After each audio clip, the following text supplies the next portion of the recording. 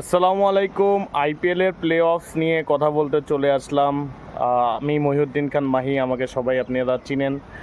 So যে বিষয়টা নিয়ে আসলে কথা বলতে চাচ্ছি সেটা হচ্ছে আইপিএলে অলরেডি আমি যেটা দেখতে পাচ্ছি তিনটা দল আসলে মোটামুটি কনফার্ম করে ফেলছে যে তারা আইপিএলের প্লে অফস খেলতেছে। সেই তিনটা দল হচ্ছে পাঞ্জাব, গুজরাট এবং হচ্ছে রয়্যাল চ্যালেঞ্জার বেঙ্গালুরু। এই তিনটা দলই আসলে মোটামুটি কনফার্ম করে ফেলছে তাদের পজিশন, এটা বলা যায়।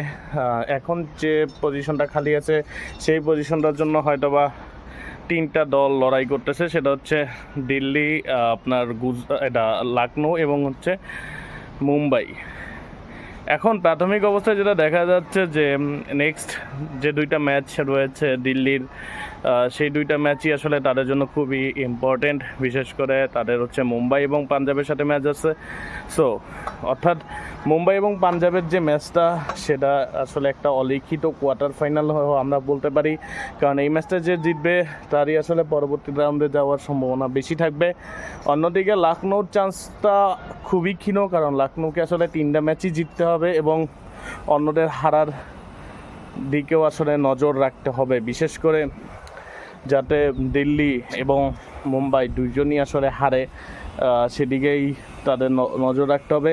কারণ দিল্লি এবং মুম্বাইয়ের যেটা একটা ম্যাচ আছে, সো ওই ম্যাচে যে জিতবে সে আসলে প্রকৃতপক্ষে আগায় যাচ্ছে লখনৌর থেকে। সো লখনৌকে শুধুমাত্র তাদের তিনটা ম্যাচ জিতলেই যে হবে বিষয়টা এমন না, সেদিক থেকে অন্যদের হারার পিছনেও তাদের দিকে, মানে অন্যরা যাদের সাথে খেলবে তাদের যে হারাবে সেই দলের দিকেও আসলে তাদের খেয়াল রাখতে হবে। তো আলটিমেটলি আমার মনে হচ্ছে লখনৌ থেকে দিল্লি কিংবা মুম্বাইয়ের ওঠার চান্স বেশি। আমার কাছে প্রকৃতপক্ষে লাগতেছে মুম্বাইয়ের চান্স বেশি, কারণ মুম্বাই একটা কম ম্যাচ খেলছে দিল্লি থেকে, সেই দিক থেকে তারা একটা আগায় আছে। প্লাস তারা যদি দিল্লিকে হারাই দিতে পারে তাহলে তাদের পজিশনটা কনফার্ম হয়ে যাবে।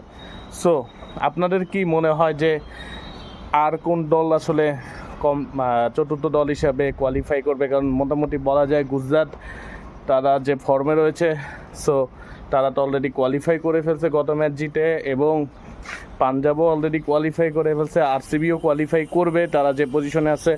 যদিও তাদের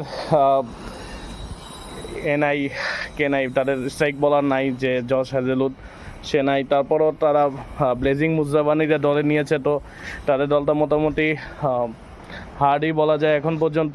সো দেখা যাক কি হয়। তবে আমার যেটা মনে হচ্ছে মুম্বাই চতুর্থ দল হিসাবে কোয়ালিফাই করবে আইপিএলে। আপনার কি মনে হয় যে চতুর্থ দল হিসাবে কে কোয়ালিফাই করবে? কমেন্টের মাধ্যমে জানাবেন। আর আইপিএল দেখতে থাকুন, ইনশাল্লাহ আইপিএলের নতুন নতুন আপডেট আপনাদের সামনে নিয়ে আসবো। ধন্যবাদ।